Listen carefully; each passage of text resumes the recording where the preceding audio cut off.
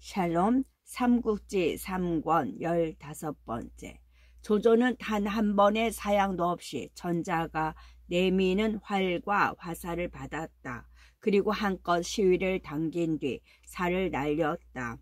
금비전은 어김없이 사슴의 등 줄기에 꽂히고 사슴은 한마디 구슬픈 비명과 함께 풀 위에 고꾸라졌다. 만세, 황제 폐하 만세. 사슴에 꽂힌 화살이 금비전인 것을 보고 쏜 사람이 헌제인 줄로 안 군신과 장교들은 그렇게 손뼉을 치며 환호를 보냈다. 그때 회개한 일이 벌어졌다. 조조가 말을 달려나가 천자를 막아서더니 군신과 장교들의 만세에 손을 들어 받아들이는 게 아닌가. 조조의 그 참람된 행동에 군신은 모두 낯색이 변했다. 그 중에서도 특히 노한 것은 관운장이었다.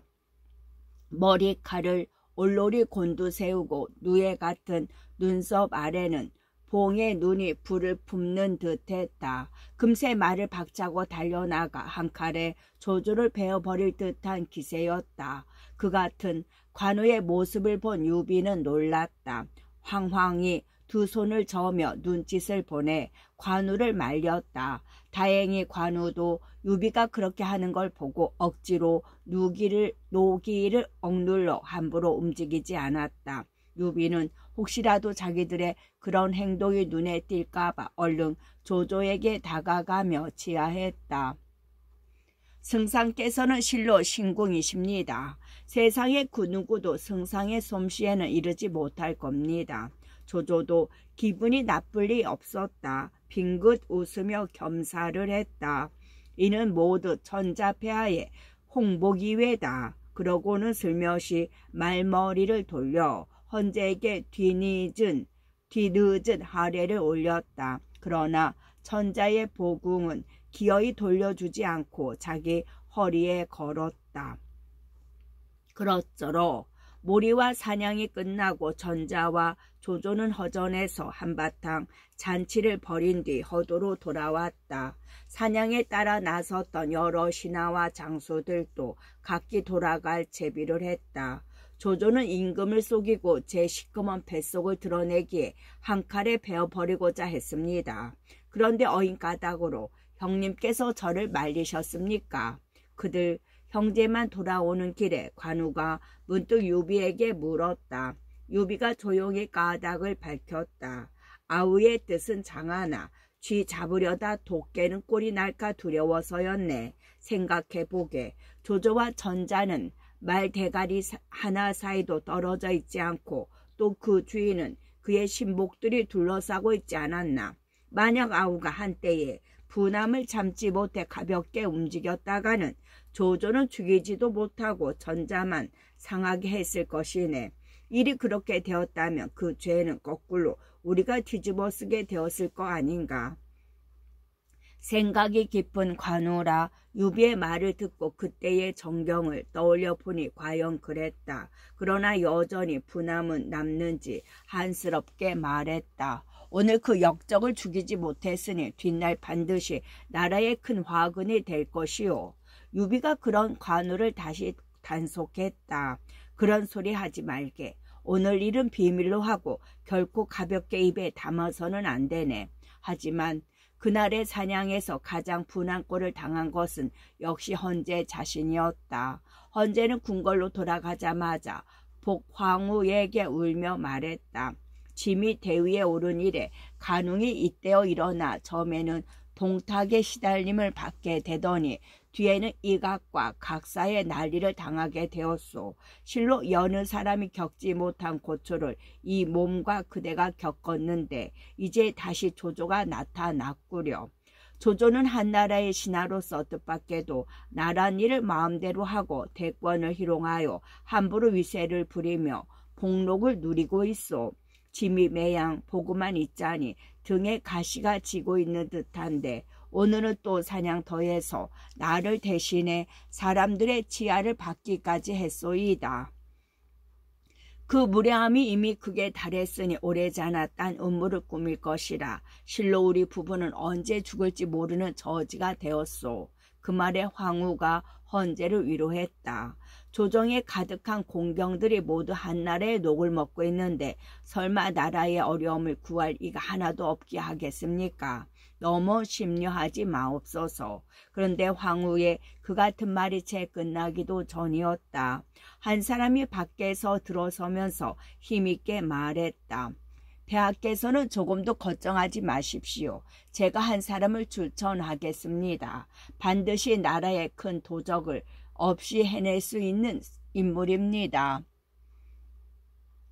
황제가 놀라 살피니 그는 다른 사람이 아니라 복황후의 아비되는 보관이었다. 헌제는 눈물을 거두며 물었다. 황장께서도 조조 그 역적의 나란 일을 함부로 하고 있는 것을 알고 계셨소. 허전에서 사슴을 쏘았을 때의 일을 누가 보지 않았겠습니까? 그러나 또한 이미 조정이 조조에 피부치거나 졸개로 가득하니 나라에 인척되니가 아니면 누가 충성을 다해 역적을 치려 하겠습니까? 부끄럽게도 신은 늙고 힘이 없으나 다만 한 사람 거기 장군이요 국구인 동승은 한번 그 일을 맡겨볼 만합니다. 보관이 그렇게 대답하자 헌제의 얼굴에도 한 가닥 밝은 기운이 돌았다. 동국구가 나라의 어려움을 당해 힘을 다하고 있음을 짐도 익히 알고 있소. 마땅히 그를 불러들여 대사를 의논해 보리다. 그리고 금세라도 사람을 시켜 동승을 부를 듯 서둘렀다. 보관이 황급히 그런 헌제를 말렸다. 지금 폐하의 좌우에는 조조의 신복들이 곳곳에 깔려 있습니다. 만약 잘못되어 일이 새 나가는 날이면 그 화가 작지 아니할 것입니다. 그럼 어떻게 하면 좋겠소? 신에게 한 가지 계책이 있습니다. 폐하께서는 옷 한 벌을 짙게 하시고 옥대 하나를 곁들어 동승에게 내리십시오. 옥대의 속을 뺀 다음 밀조를 접어 넣고 꿰매게 하시면 겉보기에는 감쪽 같을 것입니다. 그 뒤에는 동승에게 넌지시 그 속에 밀조가 들어있음을 알리시고 옥과 함께 주어 보냅니다. 동승이 집에서 돌아간 뒤 몰래 옥대에서 밀조를 꺼내 읽는다면 비록 그 일이 낮에 이루어진다 해도 귀신도 모르게 폐하의 밀명이 그에게 전해질 수 있을 것입니다. 헌제가 들으니 그럴듯했다. 따라서 보관이 돌아가기 무섭게 밀조를 짓는데 손가락을 깨물어 피로 써 나갔다. 밀조가 다 된 뒤 헌제는 다시 복왕후를 시켜 자주 비단으로 옷 한 벌을 짙게 하고 그의 곁들인 옥대 속에 그 밀조를 넣어 꿰매도록 했다. 비단옷과 밀조를 접어 심을 넣은 옥대가 마련되자 헌제는 그 사람을 보내 동승을 불러들였다. 영문을 모르고 들어온 동승이 예를 마치기 무섭게 헌제가 입을 열었다. 짐이 간밤에 황후와 더불어 지난날 폐하에서 고초를 겪던 일을 생각하다가 문득 국구를 떠올리게 되었소. 그리고 새삼 그때 국구께서 세운 근공을 생각하여 늦게나마 위로할 양으로 이렇게 불러드린 것이요. 황송하옵니다. 몇 년 전에 이를 새삼 감사하는데 어리둥절해 하면서도 동승은 감격으로 머리를 조아렸다. 헌제는 그런 동승을 이끌고 정각을 나가 태묘로 갔다. 조조의 눈과 귀도 피하고 얘기도 자연스레 꺼낼 수 있는 곳으로 헌제가 택한 곳은 거기에 있는 공신각이었다. 손수 향을 사른 헌제는 거기에 모셔져 있는 화상을 동승과 함께 하나하나 살피며 지나갔다. 중간쯤에 있는 한 고조의 화상에 이르렀을 때였다. 우리 고조께서 어떤 곳에서 몸을 일으켰으며 어떻게 이 나라를 여시었소? 황제가 정색을 하며 물었다. 동승이 놀라 대답했다. 폐하께서 신을 놀리시는 것입니까? 이 나라가 창업된 일을 폐하께서 어찌 모르실 리 있습니까? 태조 고 황제께서는 사상마을의 정장이셨으나 석자칼로 큰 뱀을 베시고 의로 앞세워 몸을 일으키셨습니다. 천하를 종행하기 3년에 진을 넘어뜨리고 5년에는 조를 없애니 전하가 그분을 따라 만세의 기업을 이룩하신 것입니다. 3살 먹은 아이도 들어서 하는 그 일을 무슨 일로 폐하께서 새삼 신에게 물으십니까? 조종은 그와 같이 영웅이셨건만 자손된 이 몸은 이토록 겁막고 힘없는 허수아비 임금이 되고 말았으니 어찌 한탄스럽지 않을 수 있겠소. 문득 황제가 그렇게 단식했다. 그리고 손가락을 들어 한 고주를 좌우에서 받들고 서 있는 2사람을 가리키며 다시 물었다. 저 2사람은 유후 장량과 찬후 소화가 아니오. 그렇습니다. 고주께서 나라를 여실 때 저 2사람의 힘에 기대인 바 실로 많았습니다. 동숭이 어렴풋이 헌제의 뜻을 짐작하고 떨리는 목소리로 대답했다. 그러자 전자는 사방을 둘러보아 가까운 곳에는 아무도 없음을 확인한 뒤 가만히 동숭에게 말했다. 경 또한 마땅히 저 2사람처럼 짐 곁에 서게 될 것이요. 그 말에 동숭이 몸들 바를 몰라 하며 겸사했다. 신은 한치의 공도 없는데 어찌 그 같은 일이 당키나 하겠습니까? 황제는 그 같은 동숭을 극히 바라보다가 다시 예전 일을 꺼냈다. 짐은 항상 서도에서 경이 어가를 구해준 공을 잊지 않고 있어. 그러면서도 아무것도 못했구려. 역시 어딘가 숨어서 듣고 있는 귀를 두려워해서인지 말은 그렇게 해도 뜻은 딴 데 있는 것 같았다. 그 말은 이어 느닷없이 입고 있던 비단 옷을 벗고 옥대를 풀더니 동숭에게 내밀었다. 경에게 이 옷과 띠를 내릴 것이니 마땅히 입고 뛰되 항상 내 곁에 있는 듯 하시오. 얼핏 보아서는 흔히 있을 수 있는 일이었다. 그러나 동숭은 감격해 받으면서도 다시 한번 전자의 기색을 살폈다. 헌제가 그런 동숭의 눈길을 받고 문득 목소리를 낮추어 덧붙였다. 경은 돌아가거든 자세히 살피어 부디 짐의 뜻을 저버리지 않도록 하시오. 그제야 동숭도 그 옷과 띠가 예사 아니 뜻이 담긴 물건임을 짐작했다. 쓸데없는 되물음으로 자칫하여 말이라도 새 나갈까 두려워 말없이 받아들고 전자의 앞을 물러나왔다. 과연 조조가 풀어놓은 눈과 귀는 매서운 데가 있었다. 동숭이 미처 대궐을 빠져나가기도 전에 조조에게 말이 들어갔다. 황제와 동숭이 공신각에 올라가 가만히 얘기를 나누고 있습니다. 들어보니 어쩐지 심상찮은 느낌이 들었다. 이에 당장 대궐로 달려간 조조는 마침 대궐을 나서는 동숭과 마주치게 되었다. 뜻밖에도 조조와 마주치게 된 동숭은 피할래야 마땅할 곳도 없어 그대로 길가에 선 채 조조에게 예를 표했다. 조조가 아무것도 모르는 채 하며 물었다. 국구께서는 무슨 일로 이걸 하시었소? 하지만 찬찬히 살피는 조조의 눈길에서 동숭은 이미 조조가 모든 걸 듣고 달려온 기름을 알아차렸다. 서툰 거짓말로 조조의 의심을 키우기보다는 바른대로 말하는 게 옳다고 여겨 대답했다. 폐하께서 저를 부르시게 들어왔더니 비단옷과 옥대를 내리셨습니다. 그럼 그 옥대를 끌러 보여주시오. 조조가 대뜸 그렇게 요구했다. 아직 동숭도 그 옥대 안에 무엇이 들어있는지 몰랐으나 조조가 그같이 말하자 문득 짚히는 게 있었다. 헌제가 나중에 가만히 덧붙인 말이 떠오르며 틀림없이 그 안에 밀주가 들어있으리란 짐작이 갔다. 무엇들 하느냐 어서 굳고 얼른 띠를 받아오지 못하겠느냐. 동숭이 걱정과 두려움으로 머뭇거리자 조조가 갑자기 목소리를 높여 좌우를 꾸짖었다.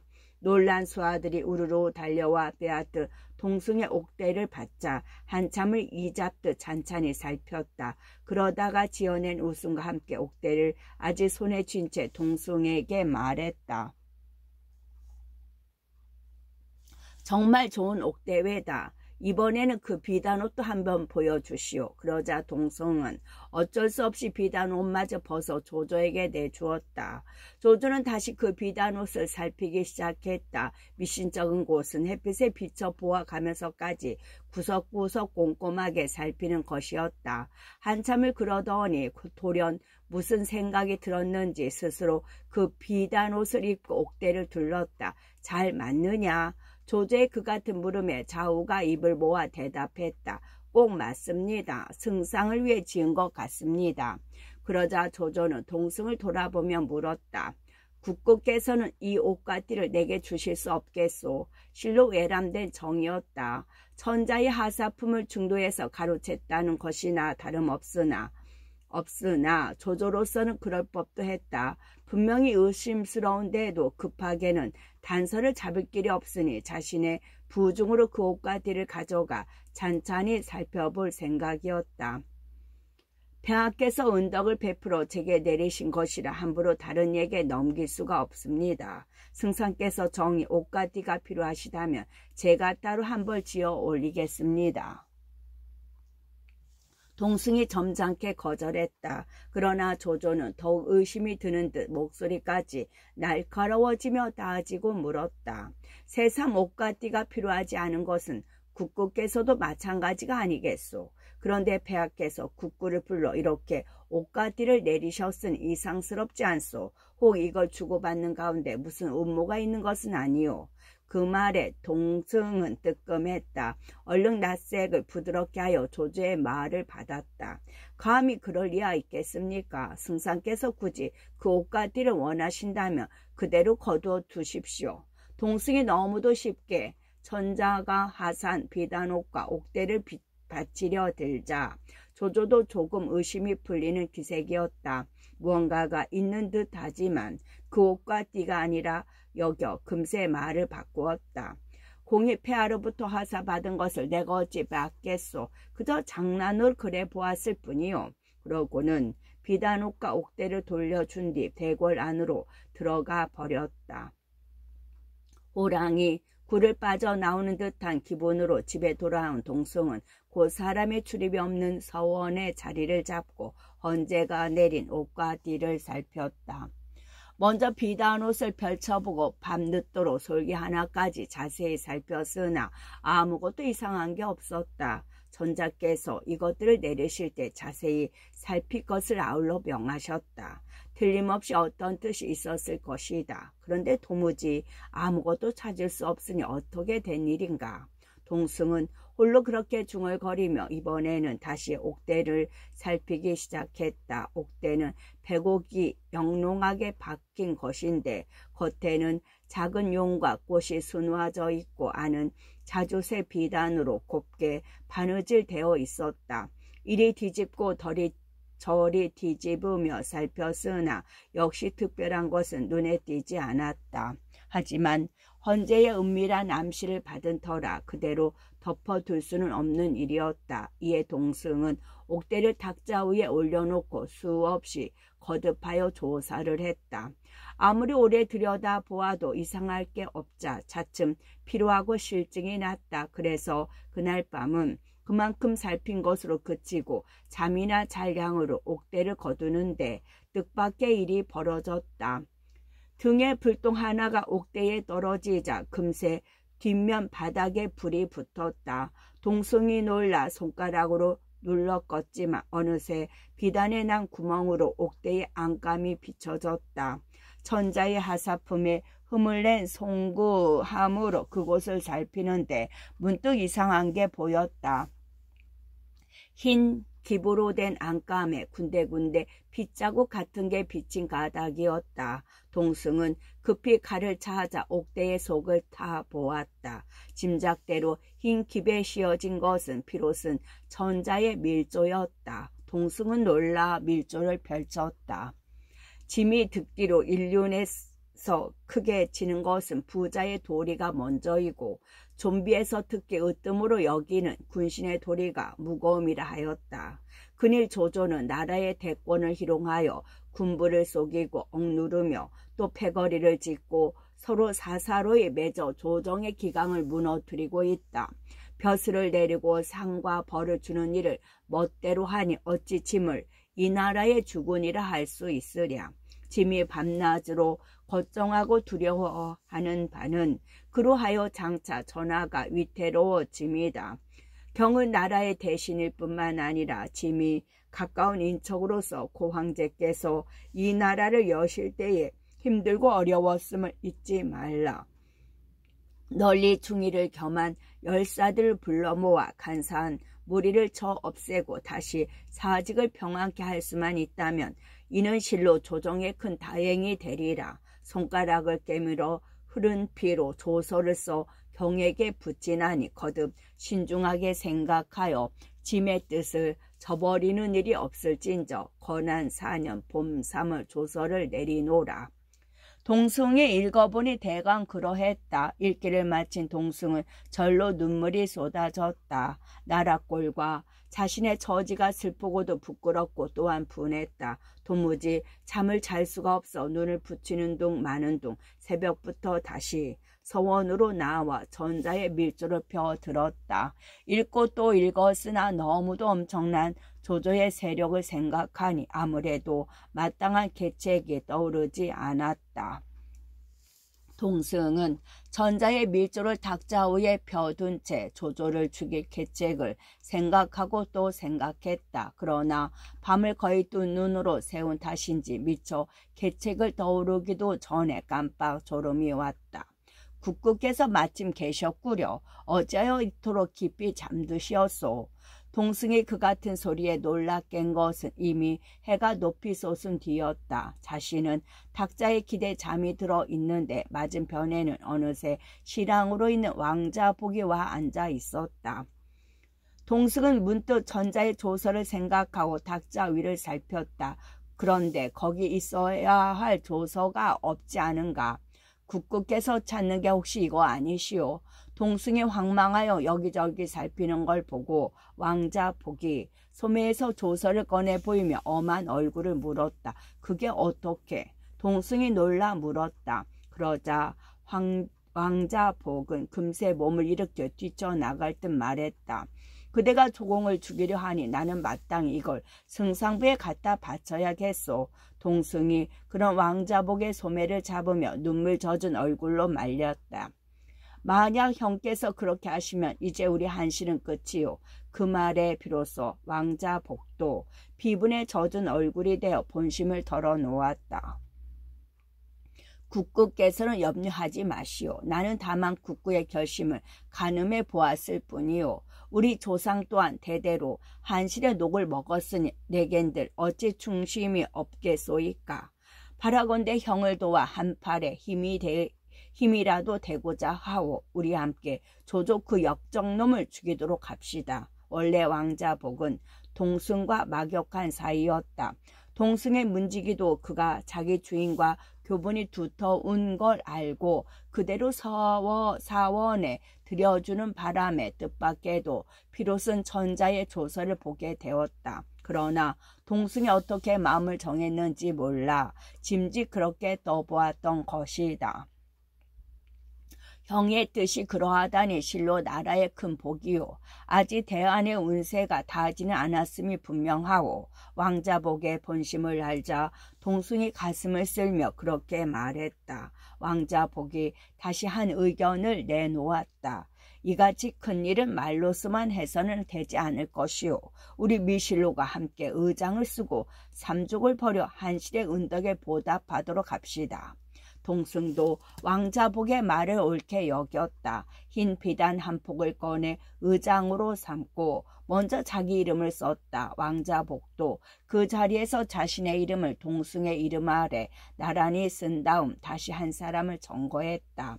장군 오자란이 나와 몹시 가까운 사이인데 함께 일을 볼 만하오. 동승도 함께 일할 사람 둘을 청거했다. 조정의 그득한 대신들 가운데 오직 장수교의 중집과 의랑 오석이 내 신복이라 할 만하외다. 나와 더불어 이 일을 함께 할 것이요. 그렇게 서로 간에 끌어들일 수 있는 인물들을 꼽아보고 있는데 호련 아이종이 들어와 알렸다. 충교의와 오랑께서 오셨습니다. 다름 아닌 충집과 오석이 불린 듯 찾아온 것이다. 동승은 그것이 좋은 조짐인 듯 여겨졌다. 이것은 하늘이 우리를 도우시는 것이외다. 그같이 기뻐하며 왕자복을 잠시 병풍 뒤에 숨긴 뒤 두 사람을 맞아 들였다. 주인과 손이 각기 자리를 잡고 차를 마시는데 문득 충집이 찻잔을 놓으며 숙연한 어조로 물었다. 지난날 허전에서의 사냥을 어떻게 생각하십니까? 슬프고도 한심스럽지 아니합니까? 그거야 누군들 그렇지 않겠소만 어쩌겠소. 방도가 없지 아니하오. 동승이 진짓 힘없이 대꾸했다. 그러자 곁에 있던 오석이 분연히 소리쳤다. 우리는 이미 조조 그 역적놈을 죽이기로 맹세하였습니다. 다만 한스러운 것은 우리를 도와줄 리가 없는 것입니다. 나라에 해가 되는 일을 없이 하는 것이니 비록 죽는다 해도 원망스러울 게 무엇이겠습니까?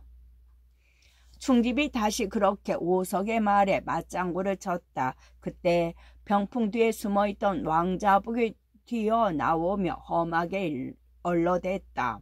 너희들은 조승상을 죽이려 들었으니 그냥 들어 넘길 수 없다. 동국국께서는 나와 승상부와 함께 가서 증인이 되어주시오. 그러자 충집이 성난 눈길로 왕자복을 노려보며 꾸짖었다.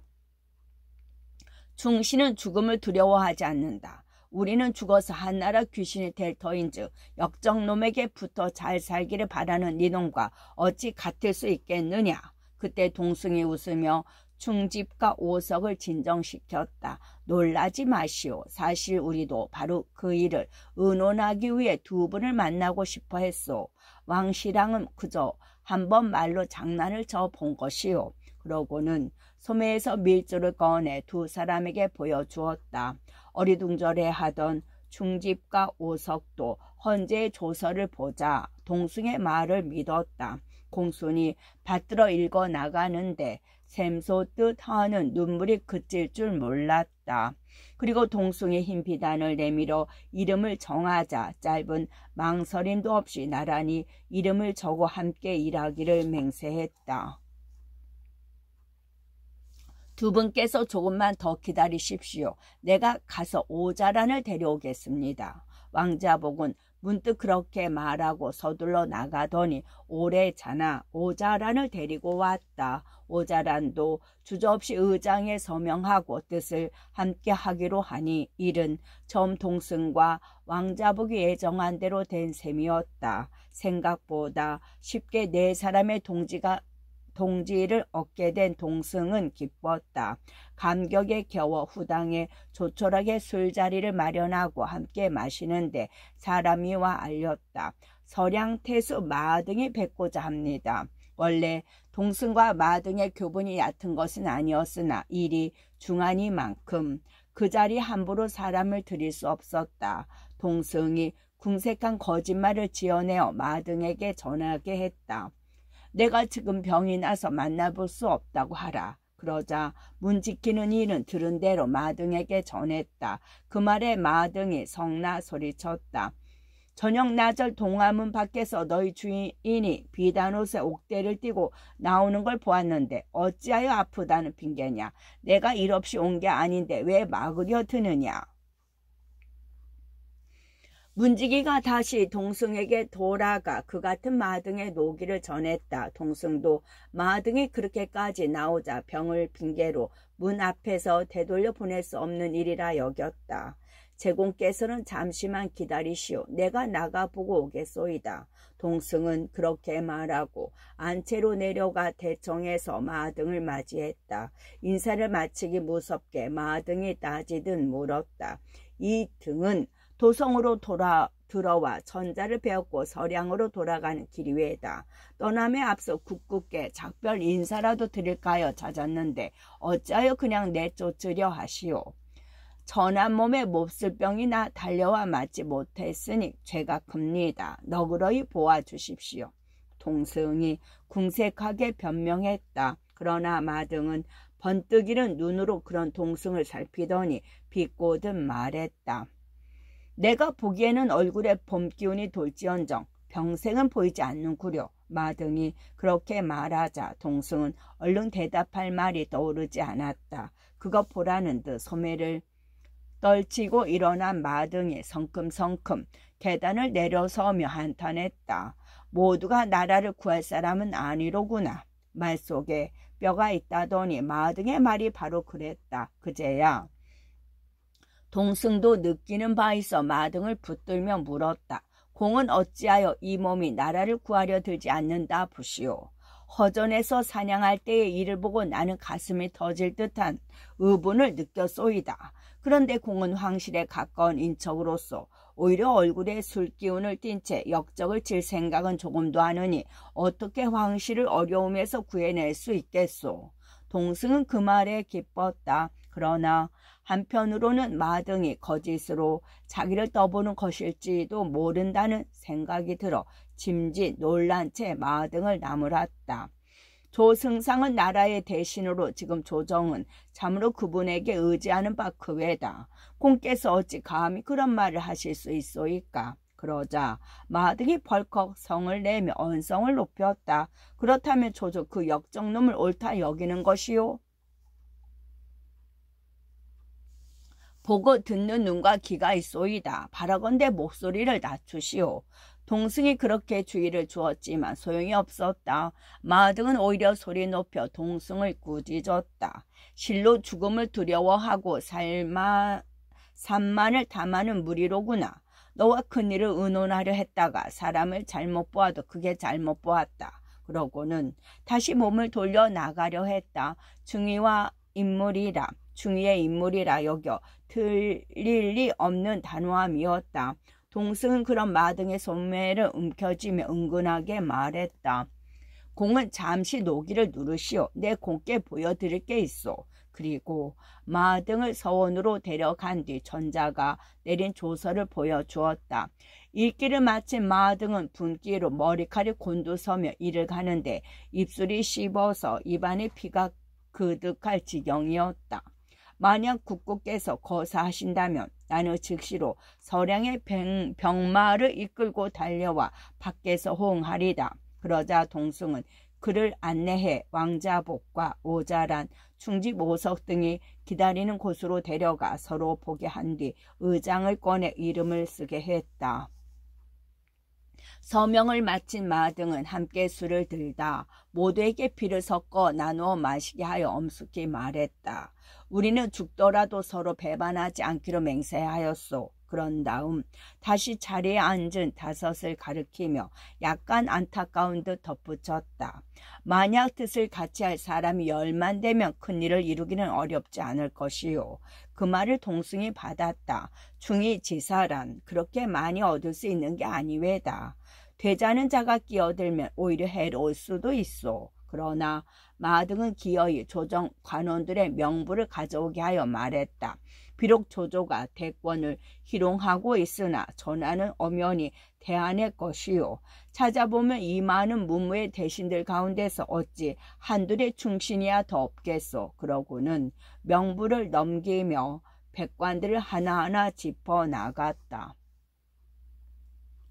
교룡은 다시 장애로. 명부가 유시 종친들에 이르렀을 때 문득 마등이 손뼉을 치며 말했다. 여러분은 어찌하여 이 사람과 더불어 의논하지 않으셨소? 그 사람이 누구요? 동승을 비롯한 네 사람이 궁금한 듯 물었다. 예주모 유현덕이 여기 있지 않소? 어찌 물어보지 않으셨소?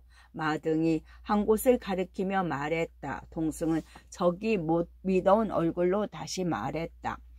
그 사람이 비록 종친으로 황제의 아재벌벌이 된다 하나 지금은 조조에게 붙어 지내고 있으니 어찌 일에 끼어들겠소이까.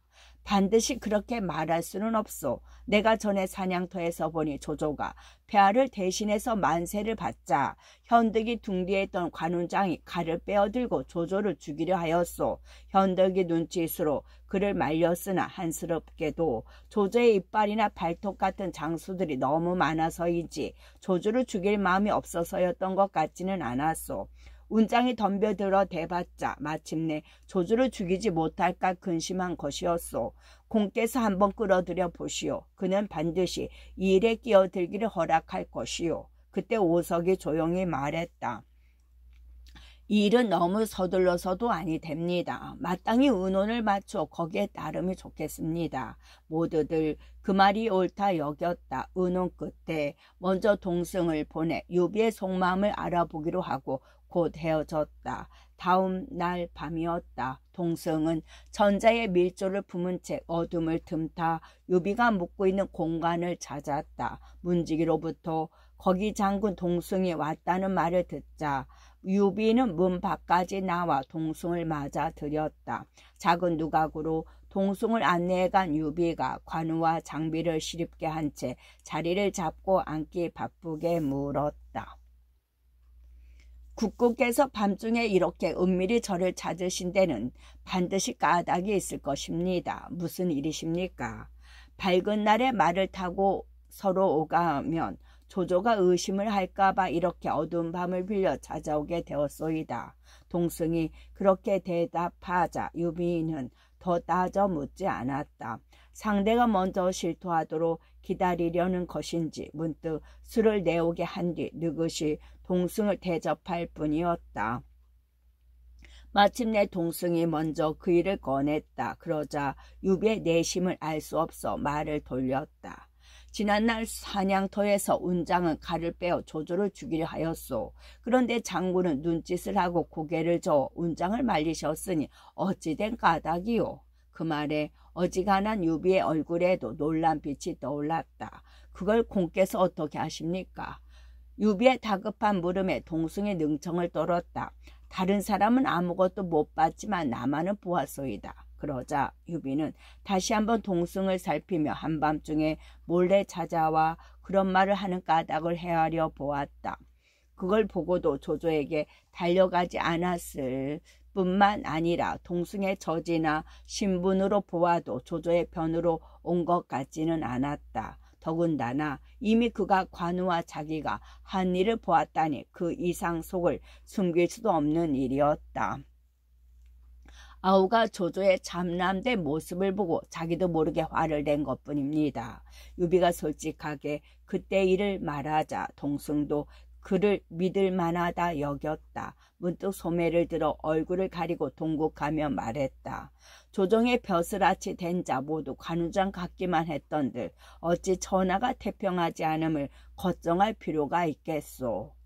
혹 공께서 저를 속이시지는 않을까 하여 진작 말하지 못했습니다. 꾸짖어 주십시오. 유비도 그 같은 동승을 보자 전부터 그를 믿지 못한 것이 부끄러운 듯 말했다. 이걸 한번 보시오. 동승이 눈물을 거두고 소매에서 전자의 밀조를 꺼냈다. 읽고 난 현덕은 비분을 감추지 못했다. 다시 동승이 꺼낸 의장을 보니 이미 6사람의 이름이 적혀 있었다. 첫째는 거기 장군 동승이요, 둘째는 공부시랑 왕자 복이요, 셋째는 장수교의 중집이요, 넷째는 의랑 오석이요, 다섯째는 소신 장군 오자란이요, 여섯째 서량태수 마등이었다. 끝.